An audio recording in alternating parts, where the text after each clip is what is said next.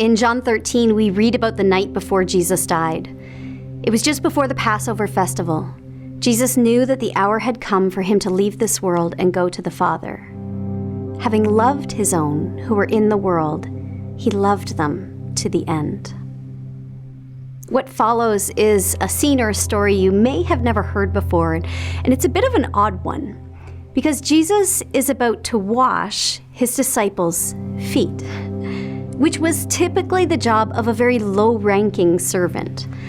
But rather than simply read the story as arm's-length observers, we're going to take a few minutes to imagine ourselves into the scene, just to try to catch a better glimpse of the Jesus who loves through acts of service. And I'm going to ask you to do something that might feel a bit strange, just to help us more actively, physically immerse ourselves into the real experience of those in the original story.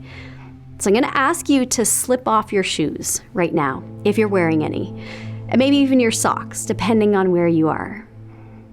And I know it may feel a bit uncomfortable, but some of that's the point. To embrace the sort of uncomfortable vulnerability of the moment ahead. So go ahead and do that now if you're willing. And then I want you to close your eyes and simply picture in your mind right now that first century rustic scene. Jesus is there along with all 12 disciples. They're laughing, eating, talking. Dinner is mostly over, but maybe there's still bread and wine on the table. Maybe a few leftover scraps of lamb.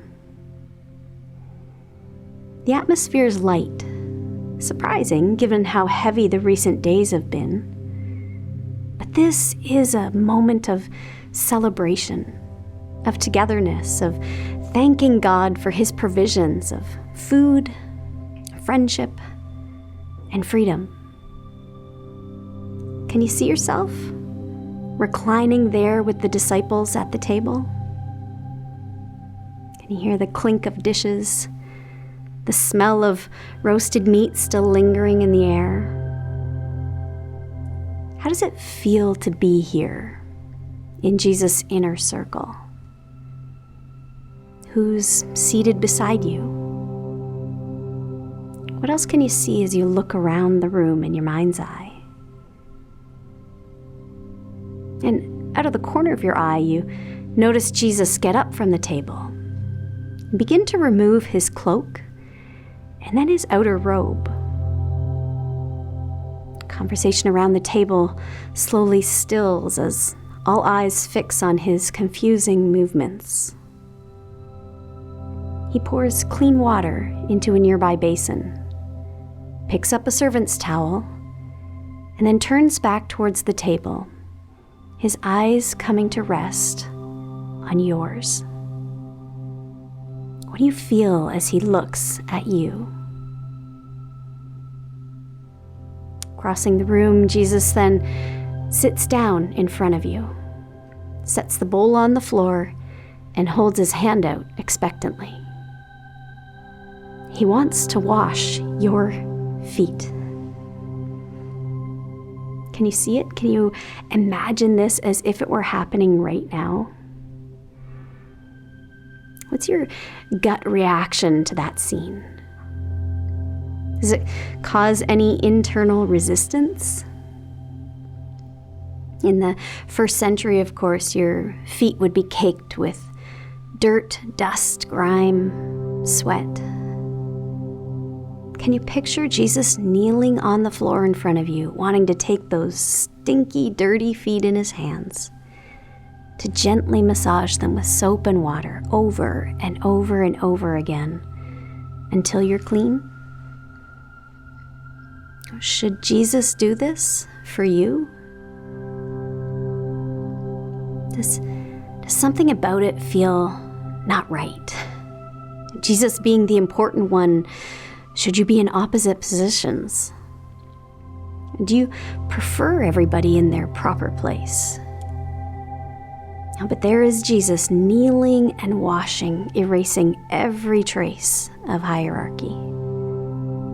Does it make you feel too vulnerable to be served so uncomfortably intimately? Do you prefer to be the capable one, the strong one, the one in control? Would you feel embarrassed to have your mess in anyone else's hands?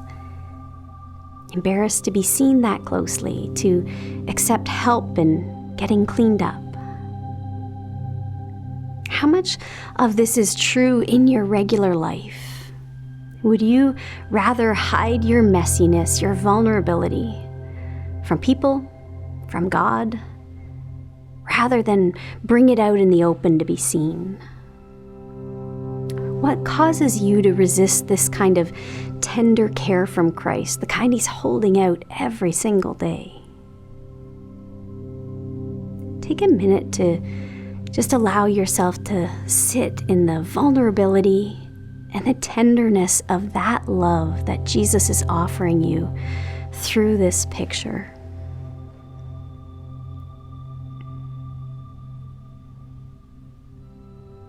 Periodically, Jesus shoots a look up at you in which His eyes seem to say, "This is what love looks like.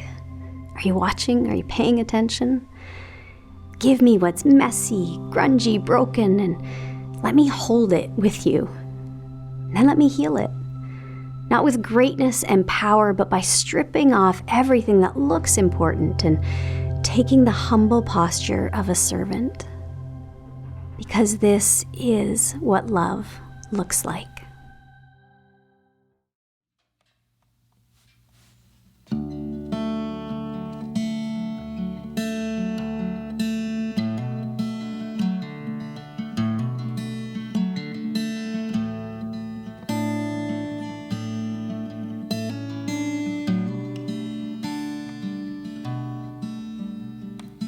He is jealous for me. Love's like a hurricane. I am a tree bending beneath the weight of His wind and mercy. When all of a sudden I am unaware of these afflictions eclipsed by glory, I realize just how beautiful you are and how great your affections are for me. And oh, how He loves us so.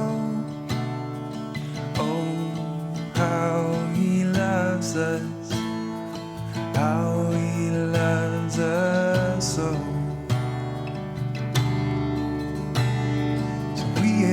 His portion, He is our prize, drawn by redemption to the grace in His eyes. Yeah, if grace is an ocean, we're all sinking. When heaven meets earth like a sloppy wet kiss, and my heart it turns violently inside of my chest. Yeah, I don't have time to entertain these regrets when I think about the way that He loves us. Oh, how He loves us. Oh, how He loves us. Oh, how He loves.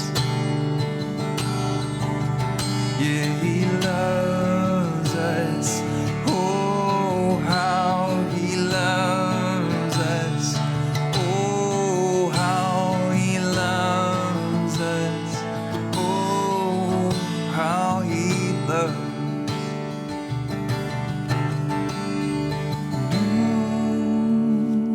How He loves us so. Oh, how He loves us. How He loves us.